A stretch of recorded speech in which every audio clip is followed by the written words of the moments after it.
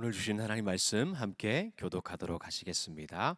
출애굽기 20장 1절에서 20절인데요. 조금 길지만 함께 하나님의 말씀을 이 시간 교독하고 마지막 20절 함께 봉독하도록 하겠습니다.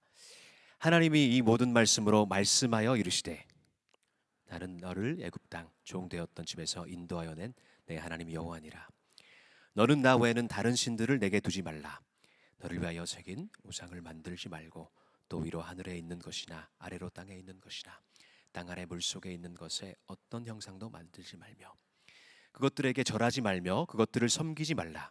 나 내 하나님 여호와는 질투하는 하나님인즉 나를 미워하는 자의 죄를 갚되 아버지로부터 아들에게로 3, 4대까지 이르게 하거니와 나를 사랑하고 내 계명을 지키는 자에게는 천대까지 은혜를 베푸느니라. 너는 내 하나님 여호와의 이름을 망령되게 부르지 말라. 여호와는 그의 이름을 망령되게 부르는 자를 죄 없다 하지 아니하리라. 안식일을 기억하여 거룩하게 지키라. 엿새 동안은 힘써 내 모든 일을 행할 것이나 일곱째 날은 내 하나님 여호와의 안식일인즉 너나 내 아들이나 내 딸이나 내 남종이나 내 여종이나 내 가축이나 내 문 안에 머무는 객이라도 아무 일도 하지 말라. 이는 엿새 동안에 나 여호와가 하늘과 땅과 바다와 그 가운데 모든 것을 만들고 일곱째 날에 쉬었음이라. 그러므로 나 여호와가 안식일을 복되게 하여 그 날을 거룩하게 하였느니라. 내 부모를 공경하라. 그리하면 내 하나님 여호와가 내게 준 땅에서 내 생명이 길리라. 살인하지 말라. 간음하지 말라. 도둑질하지 말라. 내 이웃에 대하여 거짓 증거하지 말라. 내 이웃의 집을 탐내지 말라. 내 이웃의 아내나 그의 남종이나 그의 여종이나 그의 소나 그의 나귀나 무릇 내 이웃의 소유를 탐내지 말라. 뭇 백성이 우레와 번개와 나팔 소리와 산의 연기를 본지라. 그들이 볼 때에 떨며 멀리 서서 모세에게 이르되 당신이 우리에게 말씀하소서 우리가 들으리이다. 하나님이 우리에게 말씀하시지 말게 하소서 우리가 죽을까 하나이다. 함께 읽습니다. 모세가 백성에게 이르되 두려워하지 말라. 하나님이 임하심은 너희를 시험하고 너희로 경외하여 범죄하지 않게 하려 하심이니라. 아멘. 그 어느 순간보다 가장 아름답게 꽃단장을 한 신부가 세상에서 가장 행복한 표정을 지닌 신랑으로 걸어가는 그 순간이 참 좋습니다.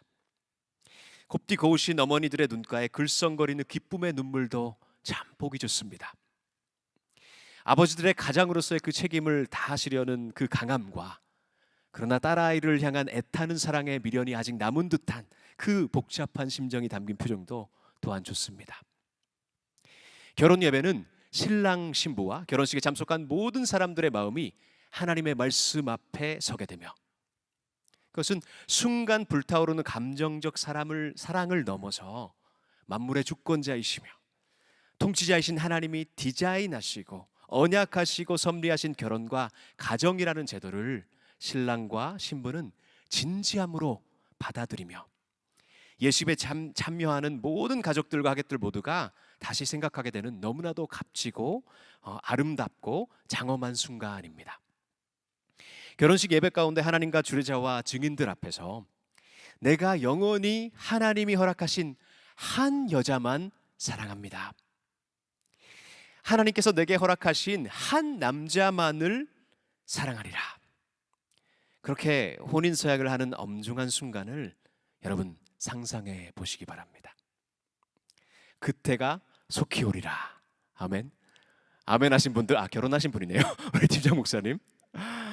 여러분 오늘의 본문 출애굽기에서 우리가 맞이하는 이 성경의 장면은요, 하나님과 하나님의 백성이 된 우리 사이에 상호 간의 언약을 맺는 마치 결혼식과 같은 장면이 나옵니다. 오늘 본문 말씀에 우리가 함께 읽었던 1절의 말씀에는 하나님이 이 모든 말씀으로 말씀하여 이르시되 라고 말씀하십니다. 하나님께서는 19장에서 앞서 하신 말씀들과 모든 준비의 과정들을 명령하시고 그것을 실행하게 하셨어요. 그 준비와 과정을 거쳐서 그 후에 20장이 나오면서 10가지 계명을 가르쳐 주십니다. 19장에서 준비하시고 20장에서 구체적 내용을 말씀하시는 연속성이 여기에 있다는 것입니다. 이 연속성을 잠시 생각해 보도록 하겠습니다. 19장에서 정확히 애굽을 떠나 3개월이 된 날에 라고 때를 언급하시면서 신의 광야로 이스라엘 백성들을 이끄신 하나님께서는 이제 여호와의 산에서 모세를 불러 말씀하신 내용이 오늘 나오는 것인데, 마치 결혼식을 앞두고 준비하는 신부와 같이 거룩하고 흠이 없도록 이스라엘 백성들을 준비시키는데요. 여기서 하나님께서 중요한 선포를 하십니다. 시간상 19장 전체를 볼 수는 없고요. 중요한 부분이 함께 읽고 가기 원하는데요. 19장 4절에서 6절 말씀 비춰주시면 함께 봉독하도록 하겠습니다. 합독하십니다. 시작. 내가 애굽 사람에게 어떻게 행하였음과 내가 어떻게 독수리 날개로 너희를 업어 내게로 인도하였음을 너희가 보았느니라. 세계가 다 내게 속하였나니 너희가 내 말을 잘 듣고 내 언약을 지키면 너희는 모든 민족 중에서 내 소유가 되겠고 너희가 내게 대하여 제사장 나라가 되며 거룩한 백성이 되리라. 너는 이 말을 이스라엘 자손에게 전할지니라. 여기서 하나님께서 명확하게 말씀하시는 것은요, 이스라엘 백성들을 위해서 행하신 일과 하나님과 이스라엘 백성들의 그 관계성을 너무나도 명확하게 또 아름답게 설명하고 있다는 것입니다. 애굽을 향한 심판이 있었죠.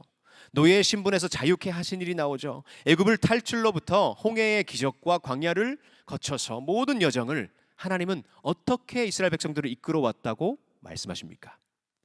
독수리 날개로 너희를 내가 업어왔다, 이렇게 표현하신 것입니다. 여기서 성경의 핵심인 약속에 대해서 하나님께서 언급하시는데, 그것이 언약이죠.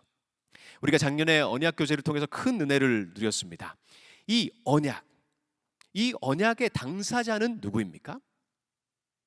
우리가 읽었던 것처럼 세계가 다 내게 속하였다라고, 즉 만물의 통치자라고 말씀하시는 하나님과, 그리고 모든 민족 중에 그분의 소유가 된 이스라엘 백성들이죠. 이 하나님과 이스라엘 백성들의 관계는요, 노예였던 이스라엘을 하나님께서 애굽으로부터 해방시키시면서 출애굽을 시키시며 바다를 가르시고 만나와 메추라기를 주시며 목마름을 해소하시고, 그리고 아말렉과 전쟁에서 승리케 하신 하나님, 출애굽의 그 모든 과정들은 그분의 사랑과 보호와 채우심을 마음껏 누리는 그런 시간이었던 것입니다. 여러분, 결혼을 하게 되는 그 남편과 그리고 아내, 그 결혼에 이르기까지의 스토리가 반드시 있지 않습니까? 그런 것처럼 이 십계명에 이르기까지의 하나님과 이스라엘 백성들의 사랑의 이야기가 여기서 쭉 전개되면서 그 모든 과정을 지난 후에 하나님께서 10가지 계명을 제시하셨다는 것을 잊어서는 안 됩니다.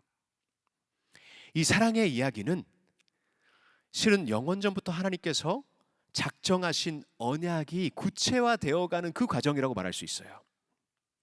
믿음의 조상들에게 말씀하신 그 약속들이죠. 성경에서 앞서 노아와 아브라함과 이삭과 야곱에게 보이신 그 약속들.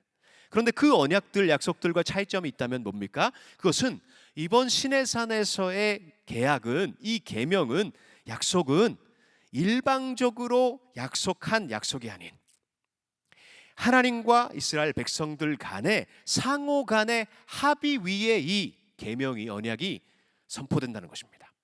그렇게 체결된 계약이란 것입니다. 그래서 19장 8절에 이스라엘 백성들이 하나님께 이렇게 응답을 해요. 함께 읽을까요? 비춰주시면 시작. 백성이 일제히 응답하여 이르되. 아멘. 일제히 함께 목소리 높여서 여호와께서 말씀하신 그대로 우리가 그렇게 행하겠습니다 라는 고백이에요. 마치 결혼 예배의 혼인 서약과도 같이요, 하나님과 이스라엘 백성들 간의 그 사랑의 관계, 믿음의 관계, 서로 전적으로 신뢰하는 그 관계를 토대로 해서 하나님이 구약 성경에 나오는 613개의 계명들이 있죠. 그 율법들 가운데에 처음으로 하나님께서 백성들에게 주어진 명령, 후에 출애굽기 31장에 나오듯이 하나님께서 직접 두 돌판에 새기셔서 훗날 언약궤 안에 그것을 두어지면서 길이길이 그것을 기억하고 기념하도록 하신 가장 중요한 명령이야말로 오늘 본문의 10계명인 것입니다. 그래서 오늘 하나하나 다룰 시간이 없지만, 부족하지만 감사하게도 마침 우리 청년부 다음 교재가 뭡니까, 여러분? 10계명입니다. 10계명이에요.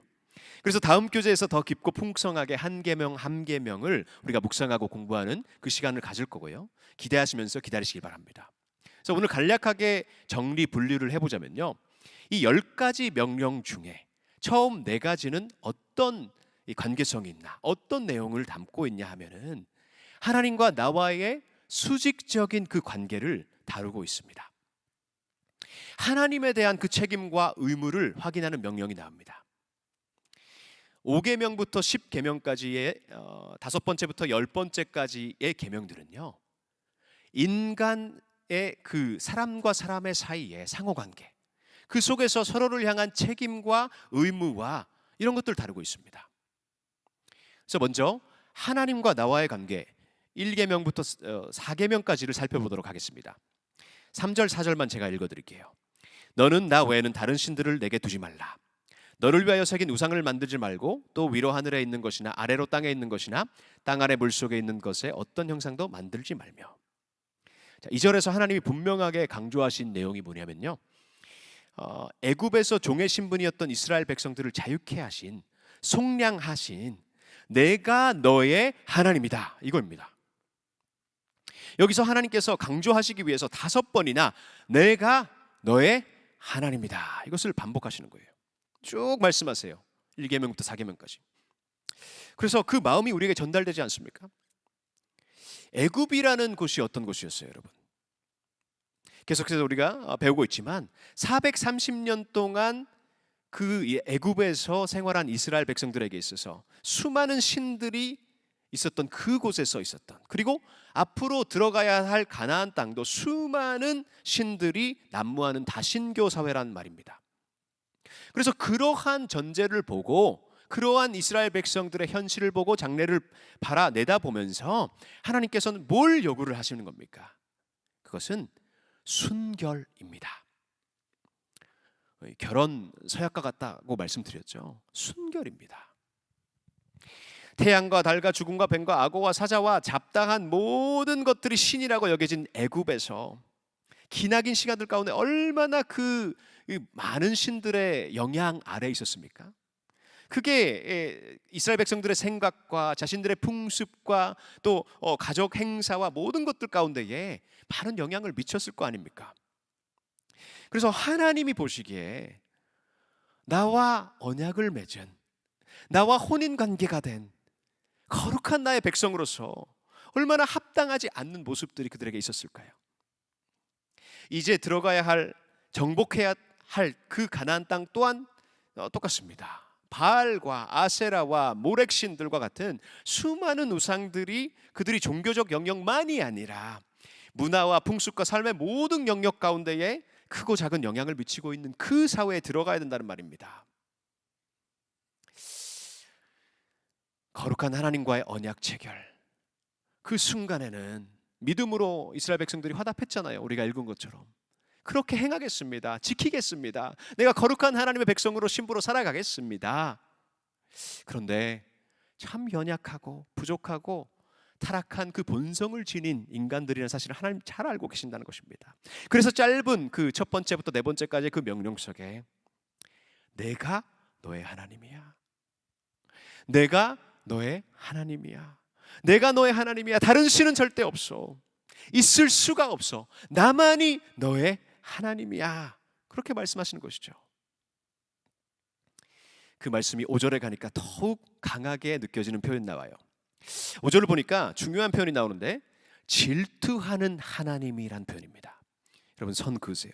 질투하는 하나님이 구약에서 되게 중요한 부분입니다. 여러분 하나님이 질투하시는 분이다라는 이 성경의 말씀을 들었을 때 어떤 느낌이 드십니까? 하나님이 질투하셔? 아, 우리 하나님이 참 인간적이신 분이시구나, 긍정적인 반응도 있을 수 있는데요. 아니면 너무 하나님이 마음이 좁으신 거 아닌가, 통이 작으신 거 아니야, 그렇게 느껴지시는 분 있을 수도 있겠어요. 이 질투라는 것을 사전적 의미에서만, 일면적인 의미에서만 찾아본다면은 그렇게 느낄 수도 있어요. 사전에서 질투는 남을 부러워하는 감정이잖아요, 그렇죠? 감정이잖아요. 그래서 그것이 고양된 격렬한 증오나 적의 형태라고 나와 있더라고요. 그래서 이 하나님의 질투를 시기 질투란 뜻만을 생각하게 된다면요, 질투하시는 하나님에 대한 올바른 이해는 절대로 할 수 없다는 것입니다. 그래서 이 질투를 성경의 원어 히브리어로 정리할 필요가 있어요. 여기서 사용되는 카나라는 단어인데 이게 질투라는 뜻입니다. 그러나 더 나아가서 이 카나란 단어에는 더 깊은 뜻이 있는데, 그것은 정열, 열정적인, 열심으로, 하나님의 열심으로라고 하는 이사야서의 말씀 또한 이 카나라는 단어가 쓰여져 있다는 것입니다. 그래서 우리가 생각해 봐야 됩니다. 진짜 사랑이라는 것이 어떤 개념이나 어떤 것이냐라는 것입니다. 진짜 사랑은요, 열정적일 수밖에 없잖아요, 그렇죠? 불타오르는 정열이 있어야 진짜 사랑인 것입니다. 그 사랑이 찐 사랑인 것입니다. 여러분, 상상을 해봅시다. 생각해 봅시다. 결혼을 한 커플이 있어요. 신랑이 있어요. 그 신랑이 참으로 그 달콤하고 아름다운 그 사랑의 표현들을 사랑하는 그 신부에게 속삭이면서, 그래도 우리는 참 우리 쿨하잖아 라고 하면서, 자유롭게 속박하지 말라 라고 하면서, 잠자리는 우리가 자유를 지킵시다 이러면서, 너무 웃기지 않아요? 이상하지 않아요? 부부만이 함께 해야 될 그 잠자리를요, 옆집 아저씨와 우리는 공유한다. 옆집 아줌마와 공유한다. 괜찮아, 갔다 와도 돼. 그러면서 그 사실을 알면서도 질투도 하지 않아, 걱정도 하지 않아, 아니 관심조차 없어 해. 이 신랑은, 신부는 정말 사랑하고 있는 거 맞습니까? 아니라는 것입니다. 그런 부부가 있다면 영원한 언약을 서약한 결혼이 유명무실한, 참 말 그대로 식만 올린 결혼이죠. 필요할 때만 찾는, 내 입맛에 맞는 것만 서로 취하고 싶어하는 그런 값싼 관계가 되지 않을까요? 자, 7절을 보시겠습니다. 7절에서는요, 하나님의 이름을 망령되게 부르지 말라. 여러분, 하나님의 이름이 일본어 성경에는 야하웨라고 나오고 한국어 성경에는 여호와라고 나옵니다. 그런데 실은 이 성 사글자라고 말하는 욤해, 밥해라는 유대인 그 사글자는요, 망령되게 부르지 말라는 그 말씀을 너무 충실하게 지켜가지고 몇천 년이 지나가지고 그 발음을 잃어버렸어요. 그래서 자음만 남아서 욤해, 밥해는 알아. 그걸 볼 때에 조심스럽게 유대인들은 그래서 그 글자를 읽지 않습니다. 그래서 주님이라는 아도나이라는 표현을 합니다. 망령되게 부르지 말라. 이게 무슨 뜻일까요? 이 부분을 종교개혁자 루터는요, 하나님의 이름을 미신적으로 부르거나 저주하고 이상한 데 맹세하고 거짓말하거나 속이는데 하나님의 말을 절대로 사용하지 말라고 가르칩니다. 오히려 찬양과 감사하는 데 하나님의 이름을 사용함으로 그분을 경외하고 사랑하라 라고 그렇게 가르치고 있는 거예요. 종교개혁자 칼뱅도 마찬가지입니다. 결혼의 서약과 같은 하나님의 진리를 유지하는 데 있어서 필요한 때에는 이 하나님의 이름을 사용하라 라고 가르쳤어요. 그런데 이 시대의 하나님의 이름을 너무나도 가볍게 여기는 현실을 우리가 보게 된다는 것입니다. 예를 들면은 영어에 오마이 갓 이런 표현 있잖아요, 그렇죠? 어머나 맞나요? 한국말로 하면은 어머나, 오마이 갓 이라든지 God 하고 damn을 붙여서, 한국말로 뭐라고 해요? 욕이라서 하면 안 되겠죠? 라든지, 그러니까 비속어에 하나님을 붙여서 품위 없게 하나님의 이름을 남용하는 그런 문화가 있다는 것입니다. 일본에 가면은 또 똑같습니다. 더합니다. 일본은요, 모든 훌륭한 사람, 대단한 사람, 연예인, 아이돌, 잘하는 사람에게 카미, 하나님, 신이라는 글자를 붙여가지고 저 사람 신이야 이렇게 말해요. 와, 신 연예인이라고 말하고 뭐 아무거나 신이래요. 하나님이란 단어를 붙여 사용하면서 하나님의 이름을 남용하고 있는 현실을 우리가 보게 된다는 것입니다. 참 안타까운 일입니다. 그래서 하나님께서 강조하시는 거죠. 거듭 말씀하시는 거예요. 우상이 아니라 나만을 사랑하라고, 나만을 섬기라라고. 이 예배의 개념 가운데에 이 섬기다는 원어 가운데에는요, 그래서 번역하면은, 영어로 번역하면 to serve, 섬기다가 히브리어로 아바드인데 이거는 to worship, 경배하다, 예배 드리다, 거기서 사용되는 단어입니다. 그래서 하나님은 강조하시는 거예요. 이 섬김의 대상이, 사랑의 대상이, 예배의 대상이 다른 거 필요 없어, 다른 거 거짓이야, 나여야만 하잖아, 이렇게 말씀하시는 겁니다. 여러분, 예배하는 날을, 그래서 이 안식일을 하나님께 드리는 날을 거룩하게 지키라 라고 말씀하시는 거예요. 실체가 없는 우상에게 이 경배와 찬양을 왜 우리 하나님이 빼앗겨야 합니까? 왜 실체가 없는 그 우상들에게? 결코 그럴 수 없다는 것입니다. 하나님이 하나님 되시고 우리가 그분의 백성다운 백성으로 순결과 사랑을 지킬 때에 가장 아름다운, 가장 행복한, 가장 넉넉하고 모자람이 없는 관계를 누리게 될 줄 믿습니다. 아멘. 행복한 그런 관계예요.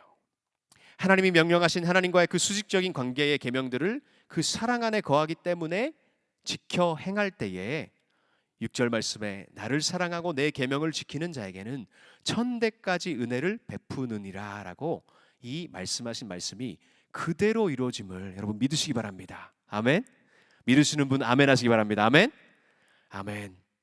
우리는 하나님과의 관계, 수직적인 관계가 1계명부터 4계명까지의 계명 드렸음을 확인했어요.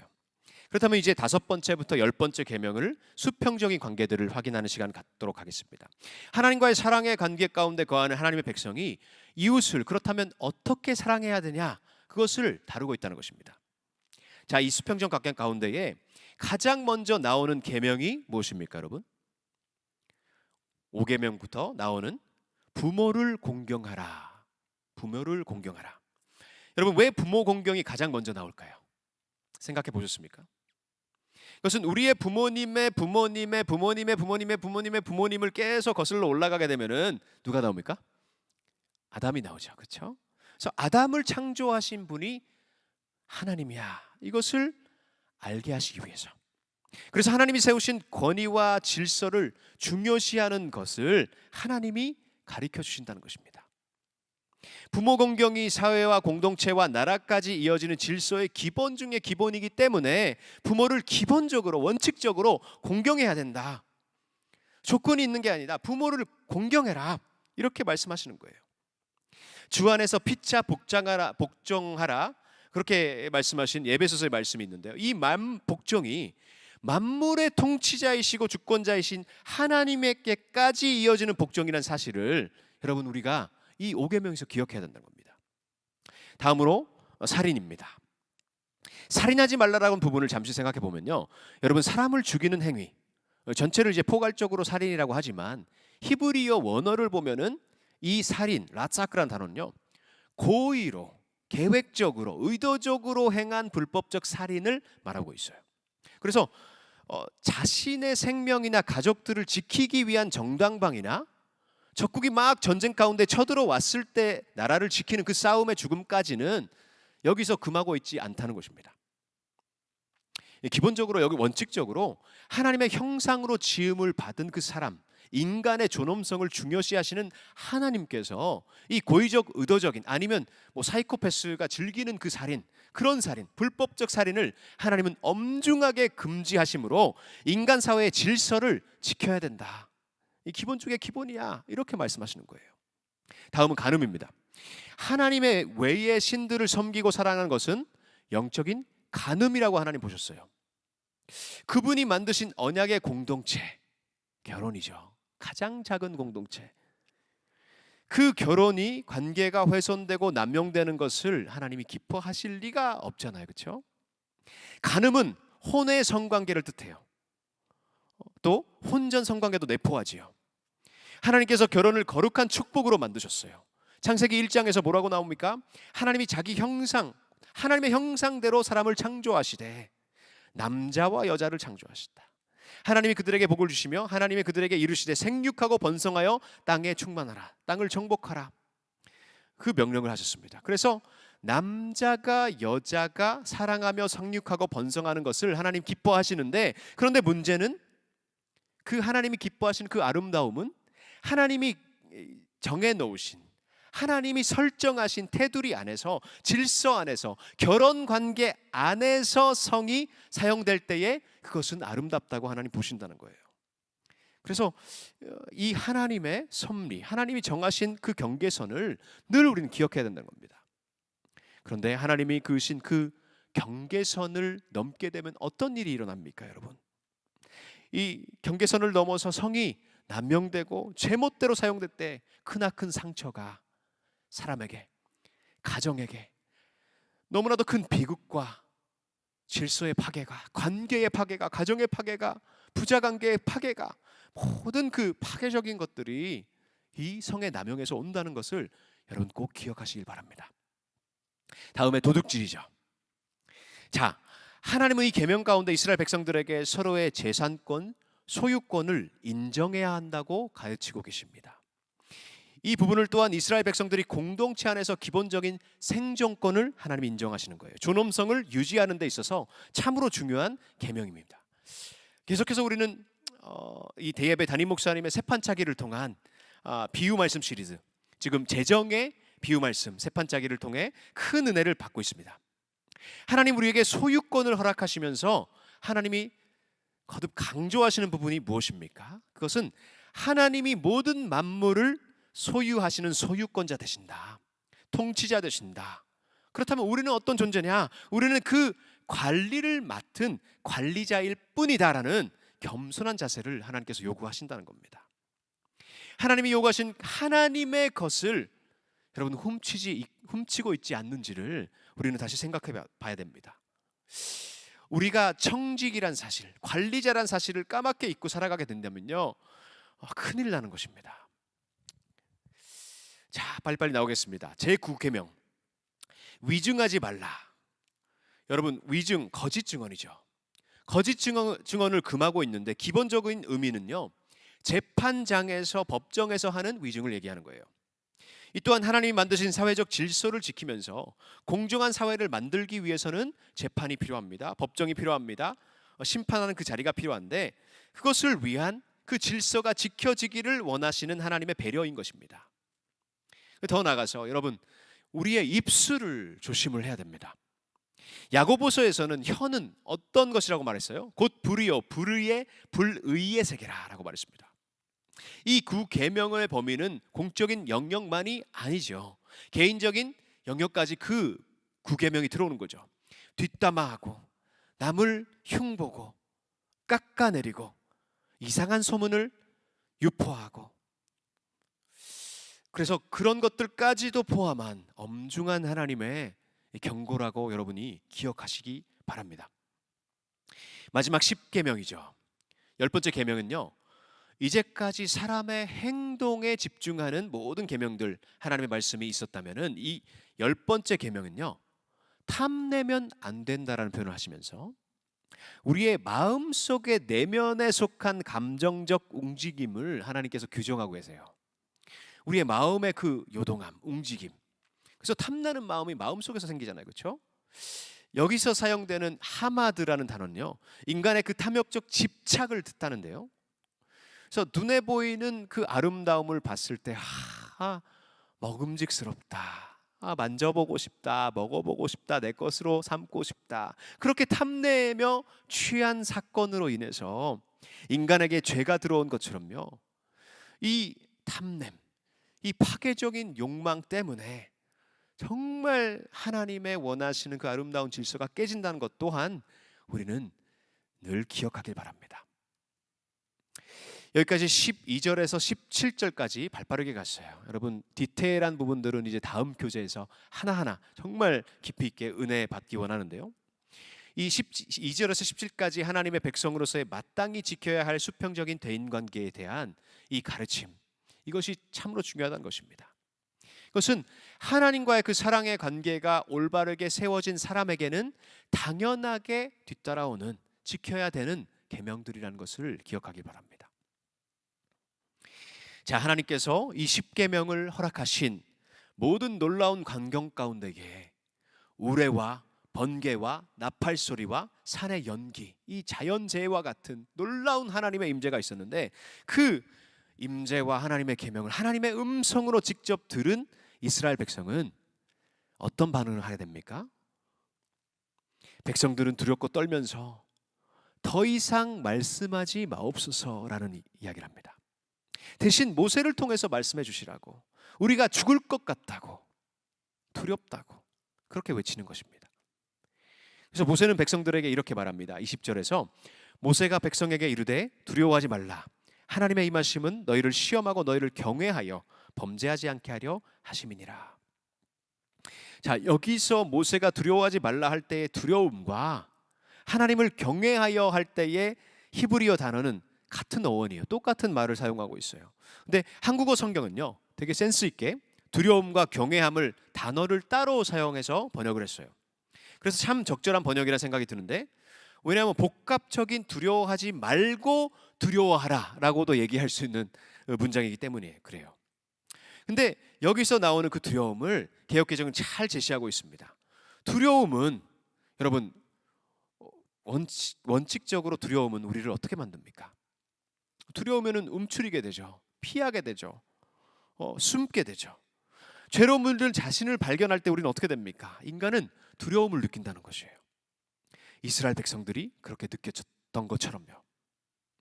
그런데 모세가 이스라엘 백성들을 안심시키면서 그들을 타이르면서 제대로 하나님을 두려워하는 게 아니라 경외하는 삶을 요구하고 있다는 것입니다. 두려워하지 말고 제대로 두려워해라. 그것이 하나님을 경외하라는 말이에요. 이것이 하나님을 향한 하나님의 백성이 된 신부된 우리가 취해야 할 자세인 것입니다. 경외는요, 여러분, 경외가 뭐냐 할 때에 우리 자신의 연약함을 인정하는 행위입니다. 자신을 낮추고 하나님을 높이는 행위입니다. 하나님의 절대 주권 앞에 엎드려 절하는 행위입니다. 하나님께 나의 삶의 모든 주권을 내어드리면서 전적으로 하나님만을 믿고 의지하는 것입니다. 순종하는 삶을 경외라고 말합니다. 나의 지식과 감정을 의지하지 않고, 또한 나의 가진 재정까지도 내 것이 아니라고 그렇게 고백하면서, 나의 내면과 영적인 영과 육과 육신까지도 하나님께 맡겨드리면서 살아가는 전적 위탁차로 나의 삶이 나아가는 삶, 그것이 하나님을 경외하는 삶인 것입니다. 그런데 이런 삶이 여러분 쉬워요, 어려워요? 쉬워요, 어려워요? 어렵습니다. 이런 삶은요, 어려워요. 그런데 사랑하지 않으면 절대로 불가능하다는 사실입니다. 여러분, 사랑이 있을 때 가능하다는 것이에요. 우리가 하나님의 계명을, 율법을 억지로 강요받고 강제적으로 하나님의 경외함은 이 자연스럽게 내 삶에 나타나진 않습니다. 바탕에 사랑이 깔려 있어야 된다니까요. 오늘 담임 목사님께서 말씀하신 율법의 우주적 무게, 율법을 통한 의가 아니라 그 율법을 통해서 내가 죄인됨을, 나는 한없이 연약함을 깨달을 때에, 경험할 때에, 철저하게 그것을 바라보고 경험할 때, 더 나아가서 하나님이 언약하시고 섭리하신 하나님이 세상을 이처럼 사랑하사, 이 사건이요, 독생자를 주신 그 영원한 생명까지 주신 그 사건, 십자가의 죽으심과 부활을 통해 영생을 허락하신 그 놀라운 은혜를 경험해야 된다는 것입니다.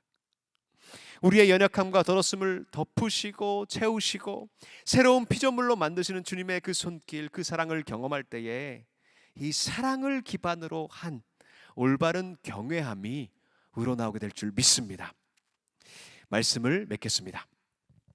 하나님이 직접 손으로 돌판에 새기신 십계명에 대해 말씀을 통해 발빠르게 살펴봤는데요, 마치 혼인을 서약한 부부가 하나님이 허락하신 부부의 그 울타리 안에서 살아갈 때에 그 관계는 안전하고 이루 말할 수 없는 사랑과 기쁨을 풍성하게 누리게 된다는 것입니다.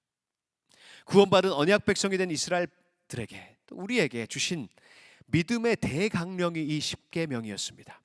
이 십계명을 신약에서 예수님께서는 이렇게 해설해 주셨습니다. 마태복음 22장 37절에서 40절을 화면에 나오시면 함께 선포하시겠습니다. 시작.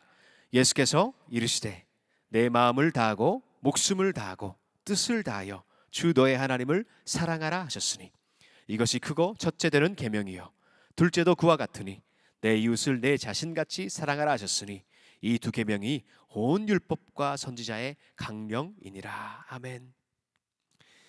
여러분, 신랑 되신 하나님께서 그 하나님을 무엇보다 더욱 사랑하는 것, 그 사랑 가운데 거하면서 하나님의 백성으로 올바른 두려워함, 경외함으로 주님의 신부로 하나님의 언약 백성으로 살아갈 때에 언약하신 그대로, 하나님께서 말씀하신 그대로 천대 만대까지도 축복을 베푸실 하나님의 은혜가 우리의 삶에 차고 넘치게 될 줄 믿습니다. 주님을 사랑하며 경외하며 살아가는 우리의 순간순간이 매일이 되고 하루하루가 매주가 되고 우리의 평생, 주님을 만나는 그날까지의 우리의 평생이 되기를 간절히 소망하며 축복합니다.